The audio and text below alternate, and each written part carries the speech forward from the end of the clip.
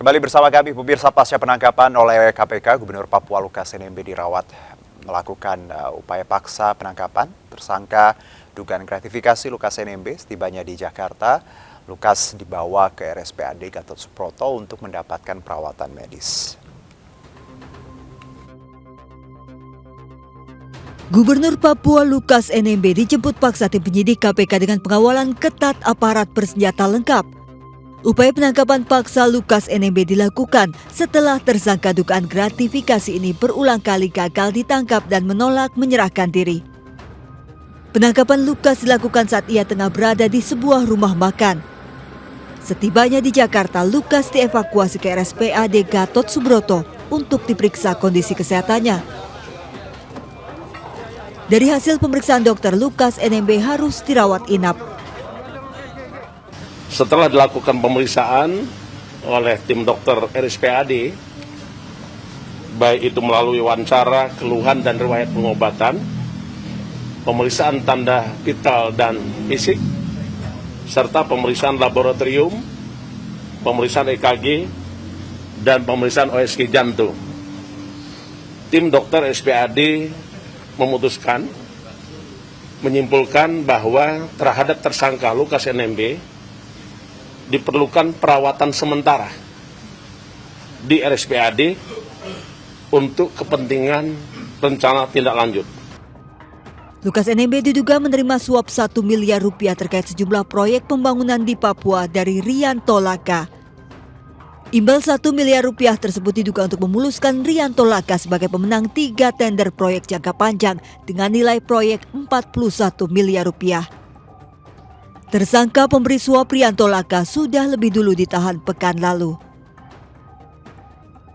Tim Liputan iNews melaporkan.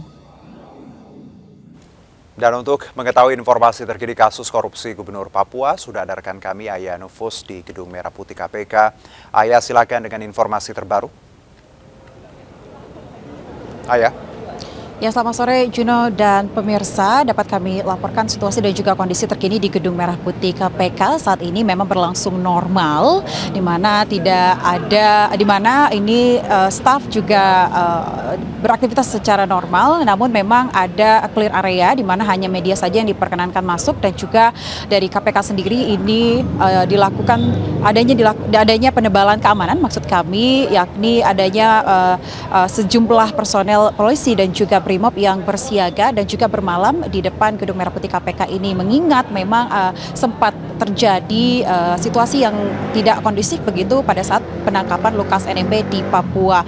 Namun sejauh ini kami tidak melihat apakah ada sejumlah masyarakat ataupun pendukung dari Gubernur Papua Lukas NMB yang berada di sekitar Gedung Merah Putih KPK. Dan Ali Fikri selaku jubir KPK ini kemarin sempat mengatakan bahwa nantinya pemeriksaan Lukas NMB sebagai tersangka yang mana ini merupakan pemeriksaan lanjutan ini akan berlangsung begitu, baik nanti secara subjektif maupun objektif.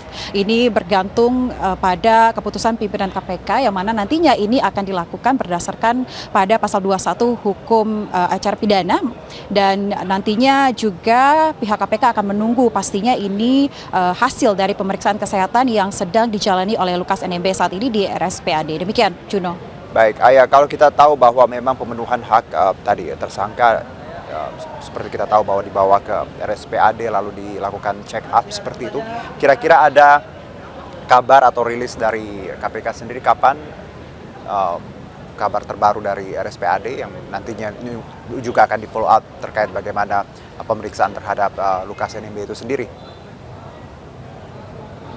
Ya, baik Juno dan juga pemirsa, Ali Fikri selaku jubir dari KPK ini kemarin sempat mengatakan bahwa sesampainya Lukas NMB nanti di Jakarta, hal pertama yang akan dilakukan terhadap Lukas NMB adalah pemeriksaan kesehatan, mengingat memang di awal dari ditetapkannya Lukas NMB sebagai tersangka pada September 2022 lalu ini ada sejumlah alasan yang membuat Lukas NMB mangkir dari panggilan KPK, yakni alasan kesehatan. Maka sesampainya Lukas NMB ini harus dilakukan pemeriksaan kesehatan terlebih dahulu, yang mana Lukas saat ini masih berada di RSPAD, dan untuk pihak KPK sendiri memang menunggu nantinya informasi lanjutan dari tim penyidik dan juga tim dokter kesehatan yang ada di RSPAD.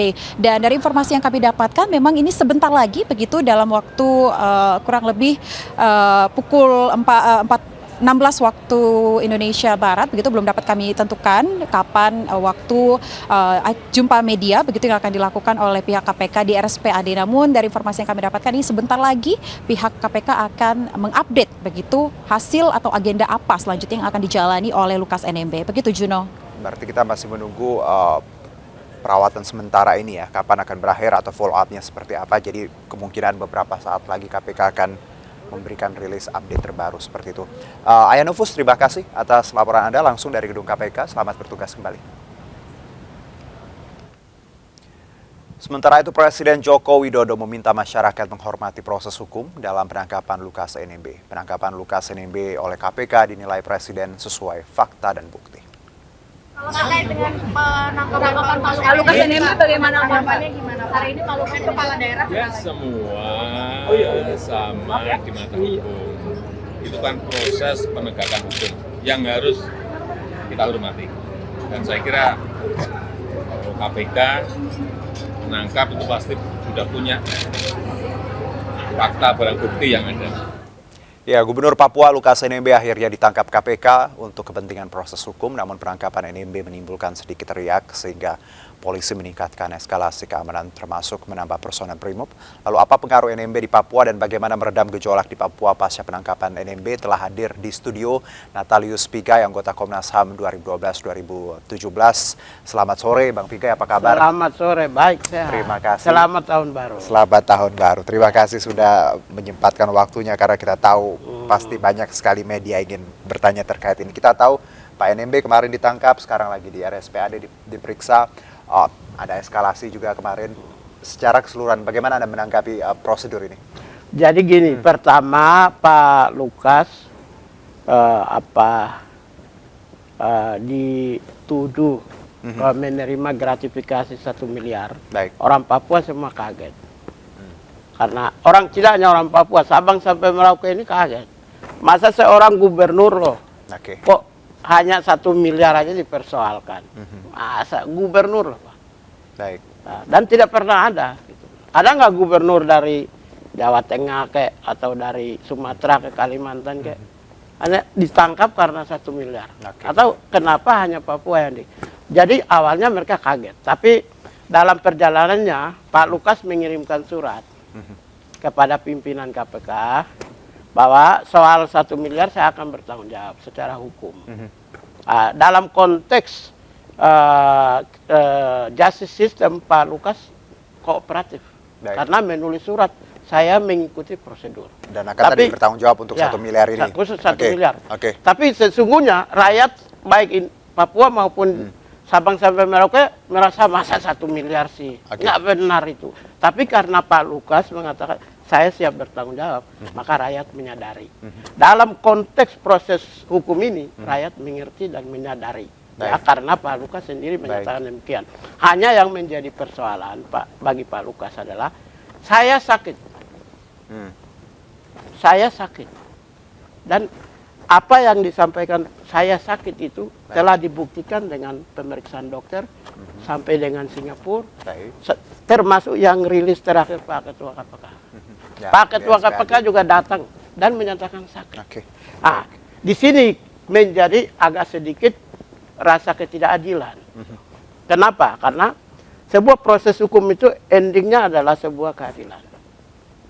Dulu ada beberapa di kasus di tempat lain, misalnya Ketua Otorita Batam di Aceh, Pulau W, ya, karena dia stroke, kemudian dikompensasikan dalam ganti rugi, tapi tidak dipidana. Kenapa Pak Lukas tidak bisa? Oh, orang sakit kok. Saya pembela keamanan. Ini right to life, hak hidup. Bang Pigai, sebelum kita ke poin lain, selain ya tahu 1 miliar ini yang jadi polemik sekarang, kita tahu juga ada laporan PPATK terkait transaksi di kasino seperti itu, 560 miliar berjudi katanya ya. Jet pribadi ini juga didalami Maki dan ini semua didalami lembaga anti rasuah. Jadi sebenarnya tidak sesimpel, kalau ada yang berargumentasi bisa tidak sesimpel 1 miliar, tapi ada berjudi di kasino 560 ya sudah, kalau begitu anaknya Presiden Jokowi itu sebagai pintu masuk membongkar kejahatan keluarga Jokowi. Mau nggak? Oke. Boleh nggak? Equal dong. Kan Pak Jokowi bilang equal. Oke. Boleh nggak? Kenapa cuma Pak Lukas? Kalau begitu semua menteri ditahan aja 100.000, 200.000. Kebetulan saya 18 tahun di pemerintahan. Hasil pemeriksaan BPK nama saya tidak pernah ada. Jadi saya berani aja saya ngomong. Mau nggak? Dimulai dari itu sebagai entry point untuk membuka kejahatan, tabir kejahatan di negara ini. Oke. Boleh nggak? Jadi equal dong menurut saya. Sekarang apakah kasino? Apakah mungkin ada urusan-urusan yang sifatnya privat? Ya. Itu harus dibongkar. Sejak kapan PPATK diberi kewenangan untuk menyebut nama dengan angka dan sebuah kejahatan? PPATK itu hanya suplai bahan material aja ke penegak hukum, ke kejaksaan, kepolisian. Jadi menurut saya kemudian juga ditunjang oleh pressure yang kuat dari Presiden dan Menko Polhukam. Oke. Saya kira itu dimaknai sebagai sebuah ketidakadilan dalam. Dengan kata lain, Bang Pigai menganggap bahwa ini nuansa politiknya kental sekali. Saya kira Seperti demikian. itu. Menko Polhukam pun Anda kritisi kan? Ya saya kritisi. Aha. Presiden aja saya kritisi. Oke. Sekarang aja saya kritisi. Oke. Jadi saya tidak pernah salahkan. Oh. Saya justru respect kepada pimpinan KPK karena selalu menggunakan kata human right, Oke. hak asasi manusia, bahkan mendatangi dan melihat secara fakta. Tapi apakah Indonesia penegak hukum berjalan sendirian, tidak ada irisan dengan politik? Apakah tidak ada tendangan kuat dari kekuatan-kekuatan politik dan oligarki dan kepentingan lain? Oke. Nggak ada. Kalau- Oke. Saya ini kuasi judisial yang pernah menangani tidak kurang dari 8.000 kasus di Indonesia. Ada penetrasi hukum, politik, ada penetrasi kekuasaan di dalam penegakan hukum. Itu fakta, Pak, karena saya pernah nangani. Baik. Saya di Komnas HAM menerima pengaduan, Oke. saya nangani kasus, tanda tangan. Oh, Jadi Indonesia kalau penegakan hukum itu tidak bisa dilepaskan dari ada kekuatan besar yang menekan institusi-institusi penegak hukum. Itulah PBB 2015 menyatakan Indonesia dalam proses hukum, Pak, itu tidak mampu memenuhi rasa keadilan. Fair trial paling rendah di Indonesia. oke. Bang Pigai juga sempat mengkritisi Pak Mahfud ya terkait wewenang seperti itu. Ya, tapi kita tahu Menko Polhukam, politik, hukum, keamanan, ya ranahnya juga. Ya, tahu gini, Justice, kan, Om? KPK itu bukan anggota kabinet. Itu yang rakyat Indonesia tidak tahu. Oke. KPK itu bukan anggota kabinet. Menko Polhukam itu hanya memimpin Oke. kabinet yang dipimpin oleh presiden sebagai kepala pemerintahan. KPK bukan di bawah presiden, ya, tapi ya. presiden sebagai kepala negara bisa, tapi bukan kepala pemerintahan. Mahfud itu kan anak buahnya presiden Ya. sebagai kepala pemerintahan. Aha. Berarti dia hanya bisa mengkodir kejaksaan, hanya bisa Polisi. mengkodir kepolisian. Ya. Bahkan Komnas HAM, KPU, MK itu dia tidak bisa mengkoordinir meskipun hukum dan HAM. Karena itu Tapi namanya state. Menko Polhukam dapat dong berkoordinasi misalnya Ya. dengan Dalam instansi. gini, Oh, ada dua.